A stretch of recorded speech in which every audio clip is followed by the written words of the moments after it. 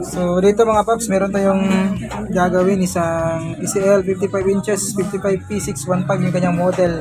Tapos yung kanyang problema, ito yung kanyang problema. Ayan.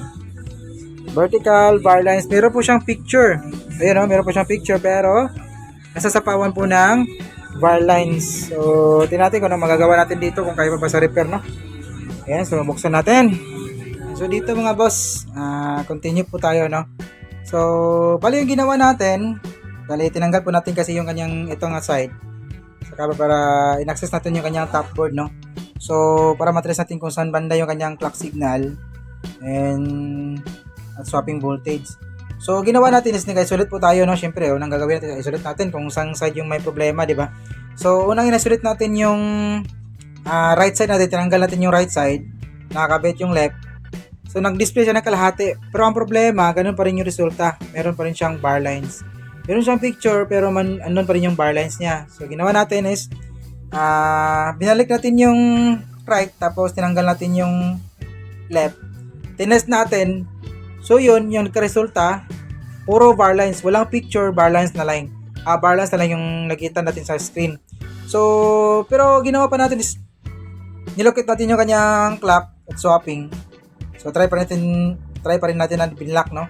Baka sakali na kahit na walang side na normal, baka makuha natin sa tape method. So binlock natin yung right. So tinest natin, meron pa rin siya. Meron siyang picture pero bar lines. So nalipat natin yung tape natin sa may left side. So resulta, walang picture, puro na lang bar lines. So hindi po siya nakuha sa my tape method. So hindi siya nakuha sa my tape method. So ginawa natin is tinest po natin yung kanyang swapping voltage. So dito yung kanyang swapping voltage, oh. Ito yung kanyang level shifter. So dito nang galing yung kanyang swapping voltage. Sa IC na to, yung number niya, IC plus na number. Same po sila ng number dito, pero hindi na makita kasi sobrang liit. Babasa nyo ba?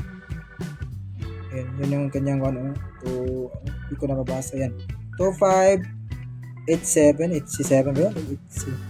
So, nabasa natin kanina. 2587, so X16B 2587. So, yun yung kanyang number. So, simple sa dito sa may natadala sa ating swapping voltage, no? So, ngayon, hindi ko muna sasabihin kung anong ginawa natin dito. Pero nakuha natin ito, na-resolve natin yung kanyang problema. Test nga natin. Parang sidestep lang natin yung pagtuturo kasi baka magalit na naman si Tatang G. Baka sabihin naman na sinisira natin yung hanap buhay nating kapwa technician, no? So, kaya naka-standby na po siya doon. Power on natin. Then, angat natin yung unit. So, di ba, lumabas na po yung logo ng TCL. Kanina, lalabas naman yung logo ng TCL, pero kalaunan, meron siyang sasabay na bar lines. Merong lalabas na bar lines. So, ngayon, wala po tayong nakitang bar lines, no? So, antayin natin saglit yung kanyang startup. Medyo matagal kasi yung startup, eh. Yan. Tapos, lalabas pa yung Android logo niya. So, siguro meron ding factor, no? Na anong tawag doon? Nakalimutan ko na.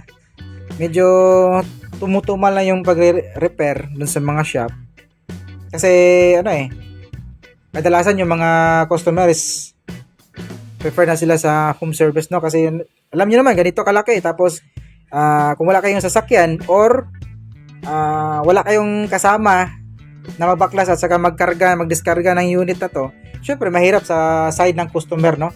Na dadalhin pa sa shop. Kung meron namang nag-home service, di ba? So, yun yung isang dahilan kung bakit tumutumal na yung repair sa mga shop. And isipin nyo yung factor na every year meron pong electronics student or graduate na. Electronics graduate. Siyempre, yung mga iba, hindi naman lahat mag-electronics yan. So, meron pa rin sa mga 20 na person siguro na nag-graduate ng every year or tawagin natin 20 person na lang. So, meron talagang may electronics dyan or magpupusin sa kanilang kurso. So, magagawa ng shop o di magsi-home service or magre-repair din. Siyempre, madidivide na yung mga customer, no? Madidivide na yung mga customer na yung dati na customer mo sa shop, siyempre kung kakilala na yung bagong graduate or kapitbahay, siyempre doon na sila magpaparepair. Then, tapos nanonood ng mga video natin, natututo din sila. So, yun yung pangalawang factor natin kung bakit humihina na rin yung, hindi talaga yung, yung mga tech vlogger dahilan kung bakit, dyan, humihina na. Tingnan nyo naman, consider yung evolution ng ating technology. So, marami pong factor yan, hindi lang sa mga tech vlogger dahilan yung bakit lumulugi yung mga shop, no? So, kung lumulugi ng shop, siyempre may siguro kailangan kang gawin. Kasi alam nyo naman, meron tayong revolution of technology. So, gamitin nyo yung, tawag doon, social media to promote your business, di ba? Gawa ka ng video or promote mo yung business mo through online para naman dadagdagan yung customer mo. Hindi na pwede kasi yung kung ano yung traditional natin dati na naghihintay tayo ng customer, wala na yun kasi ngayon iba na. Napakalaki na pagbabago ng ating teknolohiya. So ngayon napahaba na yung storytelling natin. So in-explain ko na yung side natin kasi nagagalit na yung kapwa technician natin na sinisira daw natin yung hanap buhay natin kapwa technician. So hindi naman siguro natin sinisira kasi tumutulong po tayo, hindi natin sinisira yan. So hindi na natin talaga maiwasan na mayroong manonood na mga customer tech, pero hindi naman lahat ng mga customer tech na may guts na gagawin or magdi-DIY sila mismo na kailang unit, no? Hindi po lahat, pero meron. Hindi ko naman sinasabing wala. So ilan lang yan, hindi naman lahat. So nasa sa sa customer na yan kung matapang or meron talaga silang guts na sarilinin yung pag-repair. So nasa sa inyo na yan, nasa sa kanila na yan, yung tawag nga take your own rest, di ba? Ayan. So yun, so yun, haba na ulit yung kwento natin. So yun, so di ba kita na natin wala na siyang double image, wala na siyang bar lens na sumasabay sa my screen natin. Ayan, so tinas natin ito na matagal, wala na talagang bar lens na lumalabas or sumasabay sa kanyang picture. So all goods na siya, di ba?